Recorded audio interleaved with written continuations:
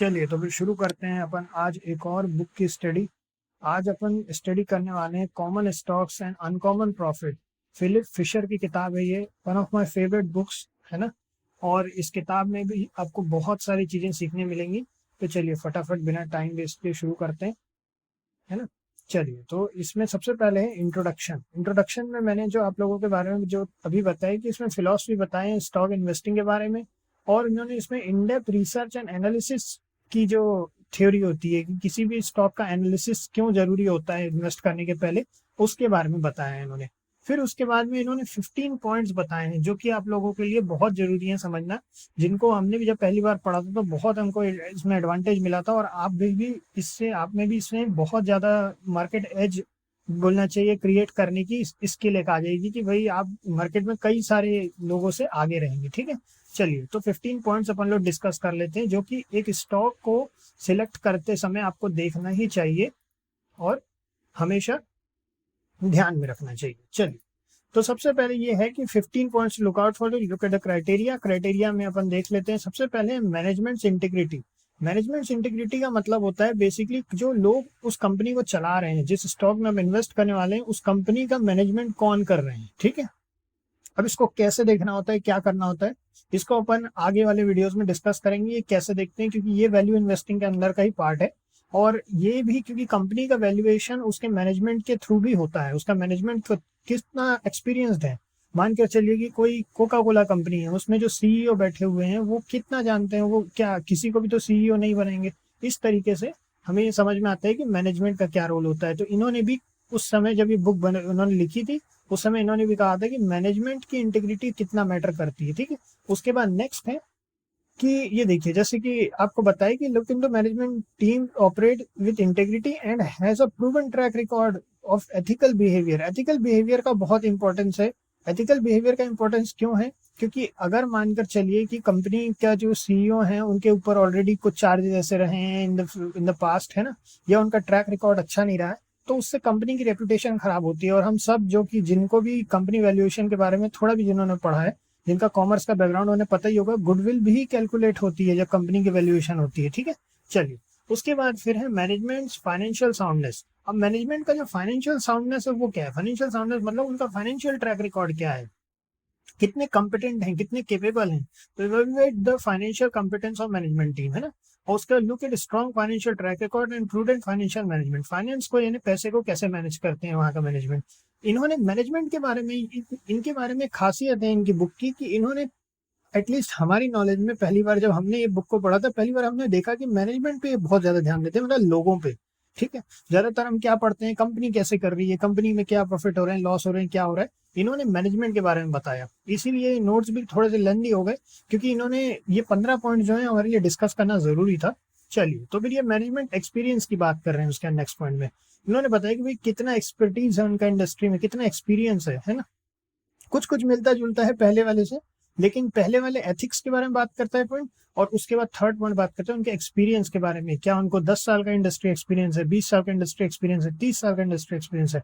बहुत मैटर करती है ये चीज, क्योंकि फिर एक्सपीरियंस को कोई भी चीज रिप्लेस नहीं कर सकती, है ना। ये बात हम सब जानते हैं।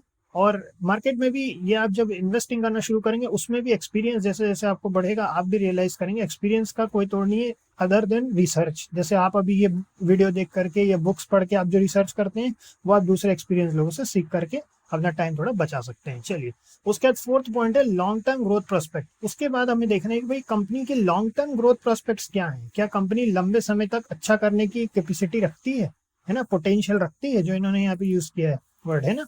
उसके बाद फिर नेक्स्ट पर चलते हैं, look for the companies operating in expanding industries. जो कंपनी बढ़ती हुई इंडस्ट्रीज में, जैसे एआई है, अभी एआई बहुत ज्यादा ग्रो हो रहा है, तो एआई एक बढ़ती हुई इंडस्ट्री है, समय के साथ बढ़ेगी।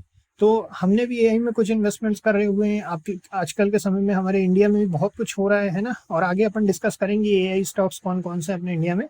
बट ओवरऑल बढ़ती हुई इंडस्ट्रीज में अपने को स्पेंड करना है, जैसे इलेक्ट्रॉनिक व्हीकल्स हैं, अभी आजकल पॉल्यूशन से बचाने के लिए जो ग्रीन एनर्जी है उसमें इन्वेस्टमेंट्स हो रहे हैं, है ना। और इस तरीके से अपन कौन कौन से सेक्टर एक्सपेंड कर रहे हैं वो देखते हुए उसमें इन्वेस्ट करना है। ठीक है, इंडस्ट्रीज बोल लीजिए, सेक्टर्स बोल लीजिए, एक ही जैसा है ना। हमें ये समझने की हमें सेक्टर्स देख करके करना है।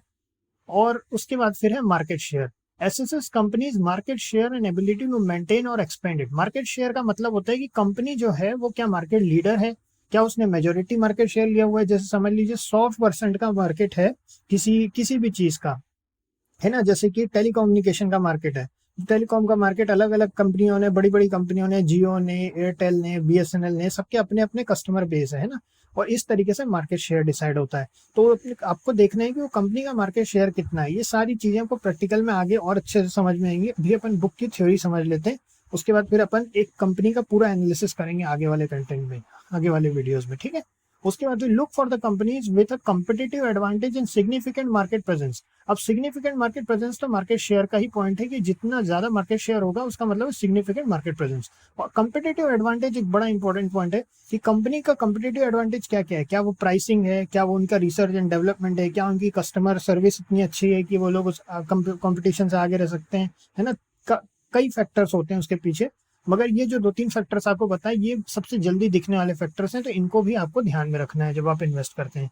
उसके बाद नेक्स्ट है product slash service differentiation. Evaluate the uniqueness and quality of the companies products और सर्विसेज। हम एक वर्ड यूज करते हैं यूएसपी, यूनिक सेलिंग प्रपोजिशन। बहुत इंपॉर्टेंट है कि कंपनी में कुछ एक यूनिकनेस होनी जरूरी है। अगर सारे प्रोडक्ट्स एक जैसे हैं, सब एक जैसी सर्विस प्रोवाइड कर रहे हैं, तो फिर वो कंपनी कंपिटिटिव एडवांटेज लेने में दिक्कत जाएगा उनको, है ना। और यही यूनिकनेस की बात यहाँ पे ये भी कर रहे हैं हमारे राइटर, ठीक है। उसके बाद फिर look for the companies that offer differentiated offering that stand out of from competitor. Stand out from competitor मतलब कि कंपिटिटर से अलग होकर के आपको स्टैंड आउट करने में वो एक बोलना चाहिए मौका दे कंपनी को, ठीक है। ऑफर डिफरेंशिएटेड ऑफरिंग्स, ठीक है। उसके बाद रिसर्च एंड डेवलपमेंट, जैसा कि अभी आपको बताया कि research and development unique selling preposition के लिए रिसर्च एंड डेवलपमेंट का बहुत बड़ा रोल होता है। क्योंकि रिसर्च एंड डेवलपमेंट सिर्फ कंपनी के अंदर सिर्फ प्रोडक्ट के लिए नहीं होती है, मार्केट के थ्रू भी होती है। फिर जो बाहर की चीजें हैं, कई बार आप रिसर्च एंड डेवलपमेंट में ऐसी चीजें पाएंगे जो दूसरी इंडस्ट्रीज, दूसरे सेक्टर से भी सीखा जा सकता है कि वो लोग कैसे करते हैं, ठीक है। ये एक बहुत बड़ा टॉपिक है और इसमें काफी एक्सपीरियंस है हमको, कि रिसर्च डेवलपमेंट वगैरह हमने प्रोडक्ट्स के लिए किए हुए हैं। अब मेन चीज ऐसी है कि इसमें हमारे को ये समझना है कि भाई कंपनी का रिसर्च एंड डेवलपमेंट पता कैसे किया जाए, ठीक है। तो इसको पता करने का सबसे अच्छा तरीका है कि जो मार्केट लीडर्स हैं, जैसे जियो है, ठीक है। जब जियो आया उसने प्राइसिंग को चेंज कर दिया, प्राइसिंग स्ट्रक्चर को, ठीक है ना। हमें पता है कि प्राइसिंग स्ट्रक्चर चेंज हुआ, उसके बाद बहुत सारी कंपनियों को अपने आप को चेंज करना पड़ा कि कैसे मार्केट में उनको लीड करना है। दूसरी रिसर्च एंड डेवलपमेंट में अगर कोई मेडिसिन है जो आई है अभी अभी, जो आपको पता है पर्टिकुलर किसी ऐसी चीज के लिए थी जो पहले अवेलेबल नहीं था मार्केट में, तो उन्होंने क्या किया, रिसर्च एंड डेवलपमेंट किया, है ना। तो वो कंपनी आप मान सकते हैं कि भाई उनका R&D डिपार्टमेंट मजबूत है। तो अगर कभी नौबत आती है इस तरह की कि आपको पता है ये कंपनी इसमें अच्छा की थी पिछली बार, तो चांसेस हैं कि वो इस बार भी कोशिश करेगी, है ना। तो ये है। फिर नेक्स्ट है sales and marketing. Evaluate company sales and marketing strategies. ये तो हमें पता है कि वो लोग कैसे एडवर्टाइज कर रहे हैं, उनका सेल्स का कैसा है, सेल्स ग्रोथ कैसी है, ये सारी चीजें। फिर उसके बाद effective marketing campaign, distribution channel. काफी डीप स्टडी की बात कर रहे हैं ये, है ना। आपको किसी भी कंपनी की बहुत डीप स्टडी करनी है। अगर ये 15 पॉइंट्स आप देख करके करते हैं तो आपका कोई भी पार्ट रह नहीं जाएगा किसी भी कंपनी के लिए, ठीक है। तो अपन बैठ करके इन 15 पॉइंट्स के बेसिस पर एनालिसिस करेंगे एक्चुअली एक कुछ कंपनीज की, तभी आप लोगों को और अच्छा क्लियर होगा, ठीक है। फिर उसके बाद है प्रॉफिट मार्जिन। प्रॉफिट मार्जिन हमें पता है कि भाई प्रॉफिट मार्जिन कितना है किसी कंपनी का, और इस बारे में कैसे पता करना है वो भी आपको आगे बताएंगे। बाकी ओवरऑल अगर आप बैलेंस शीट पढ़ेंगे तो कंपनी के प्रॉफिट्स क्या रहे, तो थोड़ा बहुत आप हिसाब लगा सकते हैं कि ठीक है कंपनी कैसा कर रही है प्रॉफिट्स के डिपार्टमेंट में, ठीक है। हेल्दी मार्जिन जो है सस्टेनेबल अर्निंग के लिए हेल्प करते हैं, ये तो क्लियर बात है। फिर उसके बाद है कैपिटल एलोकेशन। अब उसके बाद कैपिटल एलोकेशन के बारे में भी आपको बैलेंस शीट से पता चल जाएगा, है ना। उनकी बैलेंस शीट से उनका कैसा परफॉर्मेंस रहा है और कैसे इसको देखना होता है, वो सारी चीजें आगे आपको बताएंगे। अभी ऐसे how company allocates is capital. Capital मतलब जो पैसा कंपनी के पास में वो कहाँ कहाँ पर एलोकेट कर रही है, कहाँ कहाँ इन्वेस्ट कर रही है, किस तरीके से मूव कर रही है। बहुत मैटर करता है कैपिटल किसी भी कंपनी में, कि उसकी ग्रोथ कैसे होगी, किस डायरेक्शन में जाएगी, बहुत सारी चीजें, ठीक है। क्या वो अननेसेसरी के इन्वेस्टमेंट्स तो नहीं कर रही है, या फिर किस तरीके से कंजर्वेटिव इन्वेस्टमेंट कर रहे हैं, क्या कर रहे हैं, सारी चीजें। उसके बाद फिर है लेबर रिलेशंस। लेबर रिलेशंस का मतलब होता है कंपनी के रिलेशनशिप उनके एम्प्लॉयज या यूनियंस के साथ में, ठीक है। ये लेबर मतलब सिर्फ वो डेली वेज वाले लेबर्स की बात नहीं हो रही है, ये लेबर उस हर व्यक्ति की बात हो रही है जो एज एन एम्प्लॉय काम कर रहे हैं कंपनी में, है ना। उनके साथ रिलेशन अच्छे होना बहुत जरूरी है, क्योंकि उससे क्या होता है कंपनी के काम करने वाले लोग जो होते हैं वो उसकी बैकबोन होते हैं। अगर वो अच्छे तरीके से नहीं चलेंगे तो प्रॉपरली कंपनी वर्क नहीं कर सकती, है ना। कंपनी कभी भी कोई एक व्यक्ति नहीं चला सकता, उसके लिए एक अच्छी बढ़िया टीम होना जरूरी है। चलिए, look for the companies with positive labour relations as it contributes this stability and productivity. बिल्कुल जैसा कि आपको बताएं कि भाई अच्छे रिलेशन जहां पर होंगे वहां पे उनकी स्टेबिलिटी और प्रोडक्टिविटी ज्यादा रहेगी, ठीक है।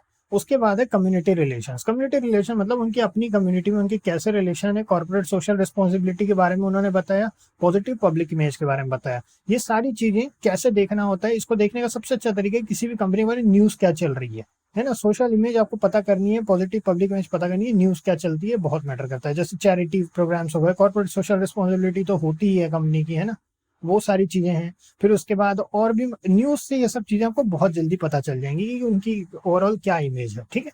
उसके बाद नेक्स्ट है long term investor relation. Assess how company communicates and interacts with long-term investors. Look for the company to maintain transparent and open communication with shareholders. ये भी एक बहुत इंपॉर्टेंट बात है कि कंपनी अपने लॉन्ग टर्म इन्वेस्टर से, जिन्होंने 10 साल से ज्यादा इन्वेस्ट किया हुआ है उस कंपनी में, वो बेसिकली उनसे कैसे बात करती है, कैसे उनसे कम्युनिकेट करते हैं। क्योंकि अगर उनके लॉन्ग टर्म इन्वेस्टर्स को ही नहीं पता है उसमें क्या चल रहा है, तो आप एज ए न्यू इन्वेस्टर उसमें कुछ भी अलग नहीं हासिल करेंगे, है ना। तो ये चीज बहुत जरूरी है। उसके बाद नेक्स्ट है कॉर्पोरेट कल्चर। कॉर्पोरेट कल्चर क्या है, कंपनी के कल्चर क्या है, वैल्यूज क्या है। कॉर्पोरेट कल्चर बेसिकली कंपनी के अंदर क्या चलता है उसको बताता है ना। और ये तो बहुत ही इंपॉर्टेंट है, वर्क एनवायरनमेंट वगैरह सब इसी से डिसाइड हो जाता है, ठीक है। उसके बाद है adequate price. Determine whether the price of the stock is price reasonably relative to its intrinsic value. Last time भी हमने डिस्कस किया था कुछ बुक्स पहले, जिसमें कि इंट्रिंसिक वैल्यू की बात हुई थी। इंट्रिंसिक वैल्यू मतलब कंपनी की जो एक्चुअली वैल्यू है जो स्टॉक की, उसके आसपास भी है कि बिल्कुल ही मतलब दोनों में बहुत ज्यादा डिफरेंस है, ठीक है। बहुत ज्यादा डिफरेंस होना बहुत ही मतलब अजीब बात होगी, है ना। तो अपने को क्या करना है, जो इंट्रिंसिक वैल्यू है वो हमेशा ज्यादा होनी चाहिए। Intrinsic value should always be higher than the value in the market, ठीक है। जब ये होगा ना तो क्या होगा, मार्केट में प्राइस डिस्कवरी की प्रोसेस शुरू होगी। इसके बारे में अपन आगे और अच्छे से डिस्कस करेंगे कि इंट्रिंसिक वैल्यू क्या होती है। ओवरऑल प्राइस डिस्कवरी की प्रोसेस शुरू होगी और तब हमें ये पता है कि हमने एक अंडर वैल्यूड स्टॉक लिया है, और ओवरऑल जब ये अपनी प्राइस को डिस्कवर करेगा तो हमको प्रॉफिट देगा, ठीक है। अब ये हो गए हमारे 15 पॉइंट यहाँ पर कंप्लीट। अब इसके बाद में हम आगे चलते हैं, ठीक है। आगे उन्होंने क्या किया है, आगे उन्होंने बताया कि इवेल्युएटिंग मैनेजमेंट के बारे में बताया, उसी बारे में जो कि मैनेजमेंट के बारे में जैसा अभी अपने डिस्कस किया, ठीक है, मैनेजमेंट को कैसे इवेल्युएट करना है। फिर एक पॉइंट और है द शकलबर्ट मेथड, ठीक है। Fisher introduce the scuttlebutt approach which involves gathering information about the company sources such as customer, supplier, competitor and employees. अब देखिए इनके बारे में एक बहुत अच्छी चीज ये है कि ये कंपनी के बहुत ही ओवरऑल 360 डिग्री एनालिसिस की बात करते हैं। किसी भी कंपनी में आपको आंख बंद करके इन्वेस्ट नहीं करना है ना। चाहे आप बड़ी कंपनी में कीजिए, चाहे आप छोटी कंपनी में कीजिए, स्पेशली अगर आप स्मॉल कैप में इन्वेस्ट करते हैं या फिर ब्लू चिप की तरफ जा रहे हैं या फिर आप इवन मिड कैप में भी जा रहे हैं, you have to be very cautious, ठीक है। और small cap and blue chips में तो आपको बहुत ही ज्यादा कॉशियस रहना है, क्योंकि ये सब चीजें ही हैं जो आपको बचाएंगी, है ना। उसमें होने वाली जो भी उसमें एक्टिविटीज होती हैं, आपको पता है पंप एंड डंप वगैरह वहीं ज्यादा होते हैं ना, बड़ी कंपनियों में ये सब नहीं होता। अभी अपन इस बारे में और आगे डिस्कस करेंगे कि कैसे सेफली एनालिसिस करना है। अब उसके बाद में नेक्स्ट पॉइंट है व्हेन टू बाय, ठीक है, व्हेन टू बाय। अब उन्होंने बताया कि स्ट्रॉन्ग ग्रोथ पोटेंशियल होना चाहिए और स्टॉक अंडर वैल्यूड होना चाहिए, ठीक है। कंपिटेटिव एडवांटेज होना चाहिए, सॉलिड लॉन्ग टर्म प्रोस्पेक्ट होने चाहिए, जैसे जो चीजें अपन ने अभी डिस्कस की वही। फिर उसके बाद व्हेन टू सेल, ठीक है। सेल का उन्होंने टाइम बताया जब आपको पता चले कि उनके फंडामेंटल डिटेरियोरेट हो रहे हैं, मैनेजमेंट इश्यूज आ रहे हैं, स्टॉक जो है सिग्निफिकेंटली ओवर वैल्यू हो चुका है। ये सारी चीजें कैसे देखी जाती हैं, सबसे पहले फंडामेंटल डिटेरियोरेट हो रहे हैं, इसको देखने के लिए सबसे अच्छा है स्क्रीनर.com। आपको कैसे देखना है वो सब आपको बताएंगे, फंडामेंटल्स उसके कैसे देखते हैं, है ना। मैनेजमेंट इश्यूज पता करने का सबसे अच्छा तरीका, अगर आपने इन्वेस्ट किया हुआ है किसी भी कंपनी में, उसकी न्यूज पे नजर रखिए कि उसकी न्यूज में क्या उसके सीईओ को कोई इशू तो नहीं चल रहा है, या फिर बड़े सीटीओ सीएफओ जो बड़े बड़े वहां पे पोस्ट पे बैठे हैं उनको कोई प्रॉब्लम तो नहीं चल रही है, ठीक है। मैनेजमेंट में अंदर ही अंदर इश्यूज तो नहीं हो रहे हैं। और उसके बाद फिर ओवर वैल्यूएशन की बात जब होती है, जब स्टॉक बहुत ज्यादा ओवर वैल्यूड हो जाए, तो ओवर वैल्यूएशन समझने के बहुत सारे तरीके होते हैं, और उसको कैसे देखना होता है वो भी आपको लाइव मतलब बोलना चाहिए, प्रैक्टिकल एग्जांपल में ज्यादा सही समझ में आएगा। अभी ये है कि अगर आपको लग रहा है कि भाई सफिशिएंटली जो है मार्केट जो है ऑलरेडी इंट्रिंसिक वैल्यू के आसपास पहुंच चुका है स्टॉक, अपने जब आपने खरीदा था तब उससे काफी पीछे चल रहा था, अब पहुंच चुका है, तब तो आपको पता ही है कि आप वहां से निकल जाइए, है ना, सेफली। तो ये है। उसके बाद फिर रिव्यूइंग इन्वेस्टमेंट पीरियोडिकली, ये देखिए जैसा हमने आपको कहा कि he recommends reviewing investment periodically to assess whether they continue to meet the original investment criteria. मतलब कि अगर आपका कोई इन्वेस्टमेंट क्राइटेरिया तो आपने सोचा था कि भाई इतना अच्छे से इन्वेस्ट करना है, मतलब इतने दिनों के लिए इन्वेस्ट करना है, ये मुझे इतना रिटर्न दे सकती है, आपको लगातार चेक करते रहना है। इसलिए हमने कहा न्यूज देखना बहुत जरूरी है उस कंपनी के बारे में, एटलीस्ट जिसमें आपने इन्वेस्ट कर रखा है, भाई क्या चल रहा है कंपनी के अंदर, ठीक है। और फियरलेस होकर के इन्वेस्ट करना है तो आप कभी भी रिस्क मैनेजमेंट के बेसिक प्रिंसिपल्स को मत भूलिए। Position sizing, stop loss and risk reward ratio, ठीक है। ये सारी चीजें कभी भी इतना रिस्क पे नहीं लगाना है। ये सब चीजें अभी इसमें नहीं आई हैं, लेकिन ये सब चीजें risk reward ratio, position sizing, ये सब मस्ट है, चाहे आप किसी में भी इन्वेस्ट कीजिए, कहीं पे भी इन्वेस्ट कीजिए, ठीक है। अब चलिए नेक्स्ट पे चलते हैं। कंजर्वेटिव इन्वेस्टर स्लीप वेल, ये बहुत अच्छा पॉइंट है। Fisher highlights the importance of adopting a conservative investment approach. He suggest focusing on quality stock, strong track record, reasonable valuation and low risk levels. जैसा अभी आपको बताए, कंजर्वेटिव इन्वेस्टर्स, आपको नींद अच्छी आनी चाहिए ना, स्लीप वेल, तो पीस ऑफ माइंड रहेगा आपको। जब आप में पोजीशन साइजिंग भी आप इसमें ऐड कर देंगे, रिस्क रिवॉर्ड रेशियो भी में ऐड कर देंगे, आपको पता है कंपनी अच्छी है, ओवरऑल बहुत सारी चीजों से गुजर करके निकली है। ये एक बहुत बड़ा पॉइंट है जो हम हमेशा पॉइंट, मतलब अपनी रिसर्च में हम देखते हैं कि कंपनी ने क्या क्या झेला हुआ है आज तक।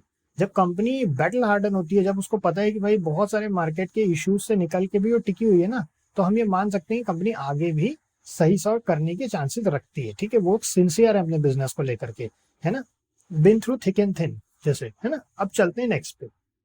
फिर है डेवलपिंग एन इन्वेस्टमेंट फिलोसफी, ये भी बहुत इंपॉर्टेंट है। Fisher emphasizes the need of individual investors develop their own investment philosophy based on their goals, risk tolerance and investment horizon.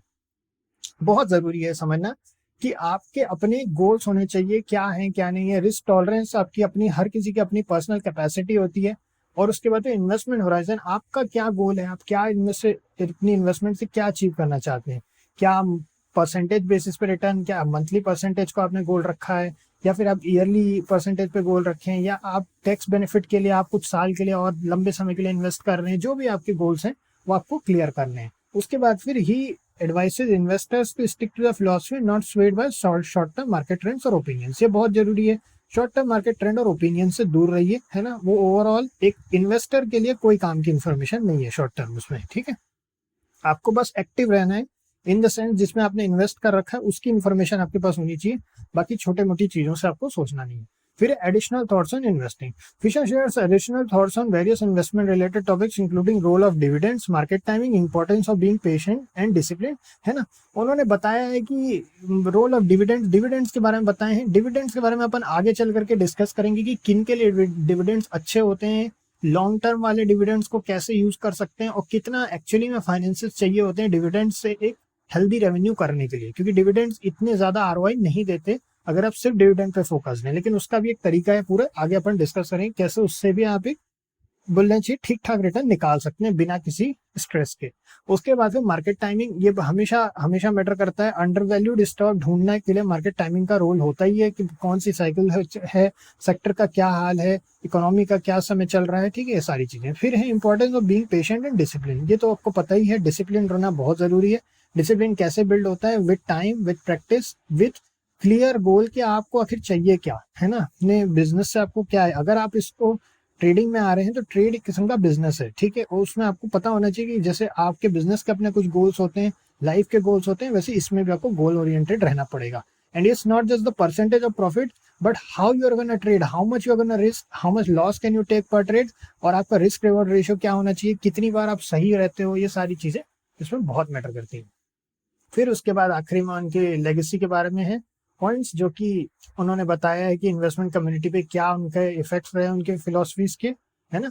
और बस इसमें इतना ही है, ठीक है, इतने ही पॉइंट्स हैं इस बुक में, और हमारी बड़ी पसंद की बुक है क्योंकि इसमें काफी डिटेल में उन्होंने 360 डिग्री बात कही है, बिल्कुल क्लियर कहा है कि क्या क्या आपको करना चाहिए इन्वेस्ट करने के पहले। मेहनत है थोड़ी सी, है ना, थोड़ी नहीं काफी मेहनत है, बट अगर आप इतना काम कर लेते हैं तो आप बहुत ज्यादा सेफली इन्वेस्टमेंट कर सकते हो, पीसफुली अपने आप को ये कह सकते हैं आपने एक अच्छी कंपनी में इन्वेस्ट कर रखा है, ठीक है। बस इतना ही है, नेक्स्ट में मिलते हैं, ओके।